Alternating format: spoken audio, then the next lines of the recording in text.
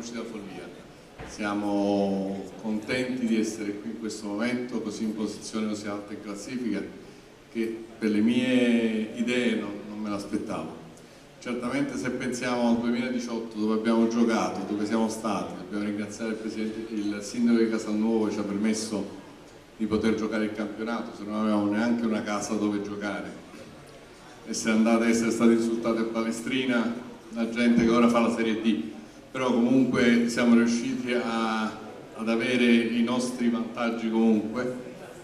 L'unica pecca di questa serata è data dal Consiglio regionale, insomma. Molti del Consiglio regionale non hanno capito cosa volevamo dire noi con questa serata e hanno pensato che forse sarebbe dovuta essere una serata in cui prendevamo tutte le società campane. Forse lo potevamo fare all'interno del palazzetto, non è una società del genere. Noi questa sera, in questa iniziativa con Maurizio, era quella di mettere in risalto le società che avevano fatto bene nell'anno del Covid con le promozioni e premiando anche il settore giovanile a cui noi ci teniamo tanto.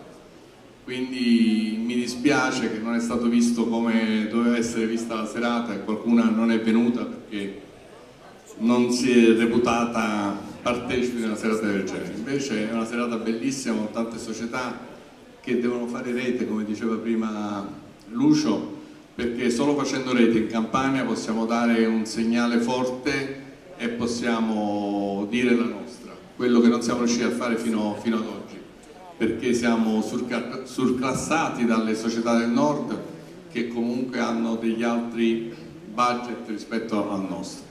Noi abbiamo provato a fare squadra quest'anno con il Capri, con Casalnuovo femminile e quindi anche approcciare nel campo femminile, perché comunque il professionismo ci richiederà anche una squadra femminile. È chiaro che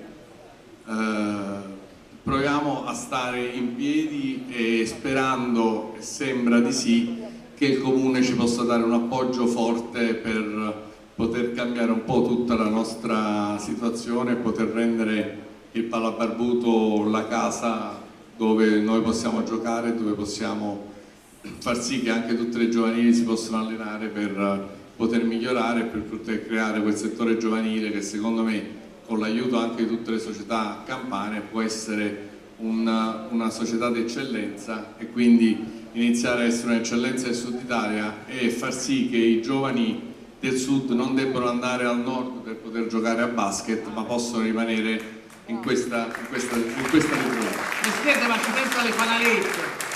Di cosa? Noi siamo in ballo e abbiamo 4 partite per poter provarci ad andare, ma continuo a dire che il nostro punto di partenza, il nostro scopo di quest'anno è salvarsi. Per me mancano 4 partite e dopo le 4 partite, come abbiamo detto col coach, dopo ci possiamo divertire e possiamo essere la mina vagante del campionato, però fino a quando non ci salviamo dobbiamo restare concentrati su questo obiettivo, perché è l'obiettivo più importante per noi per continuare a consolidarci. Cosa vorremmo fare? Se abbiamo il palazzetto e se possiamo, per me il prossimo passo sarà andare in Europa, quindi provare a dare a Napoli la forza di poter stare in Europa, non per fare la comparsa, ma per fare comunque un campionato a testa alta come quello che stiamo facendo quest'anno. Un applauso al Napoli Basket che merita questo bellissimo riconoscimento al galà del basket campano.